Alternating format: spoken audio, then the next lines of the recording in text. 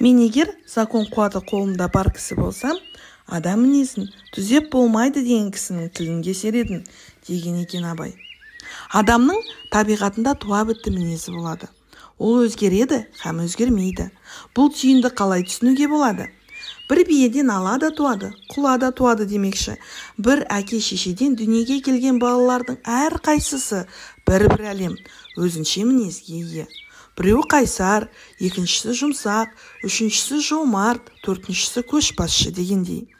Әр қайсының бедерленіп, алдыға шығып тұрған ерекше қасиеті, өзгеше қабілеті бар. Мәселе адамға берілген осынау қабілет қарым-дәнектерін дұрыс бағытта жетілдіруде. Өйткені кез келген жақсы жаман мінездің әу баста адам табиғатындағы мәйегі мен өзегі біреу. Мысалы, кішіпейілділік пен ынжықтықтың, үнемшілдік пен сараңдықтың, жомарттық пен ысырапшылдықтың өсіп шығатын тамыры біреу. Дұрыс қолдансаң қасиетің, теріс қолдансаң қасіретің болмақ. Үлкенді сыйлайтын көркем мінез иесі болсаң кішіпейіл, ал бөгежектеп көрінгенге басисең ынжық атанасың. Сондай-ақ өркөкіректік пен тәкаппарлықтың да өзегі біреу.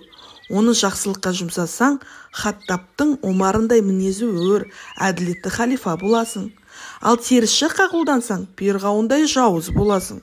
Әзіретті Омардың исламға дейінгі өміріне көз жүгіртсек, мінез тұрғысынан кейінгі Омар мен көп айырмашылықты байқай алмайсыз. Омар ол кезде де көшбасшы, айбатты, тік мінез, айтқаннан қайтпайтын, қайсар намысшыл еді.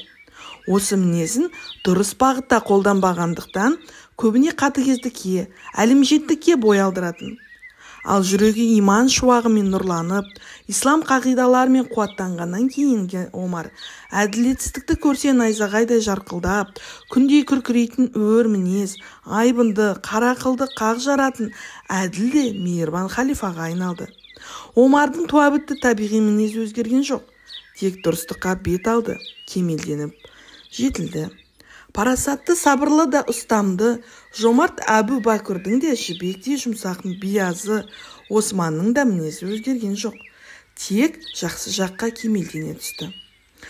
Абай Құнанбайұлының «Мен егер закон қуаты қолымда бар кісі болсам, адам мінезін түзеп болмайды» деген кісінің тілін кесер едім деп, кісі бойындағы табиғи мінезін түбегейлі өзгертуге емес, оны жақсы жаққа бұруға, кемелдендіруге болатынын айтып отыр.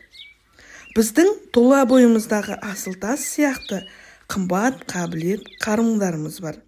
Алла тағала адам баласына небір қасиетті тегін тарту еткен. Ұлт ретінде қазақтар Аллаға шүкір жан шақтымыз, қабілеттіміз де басқадан да артық болмаса кем емес.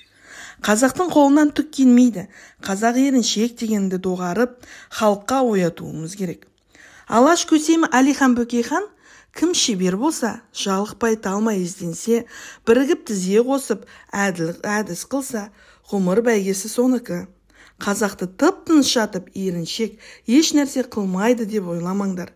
Олар қайратты, жұмыстың бәріне жарайды, бірақ оларды қозғау керек дегені аса көреген пайым деп ойлаймыз.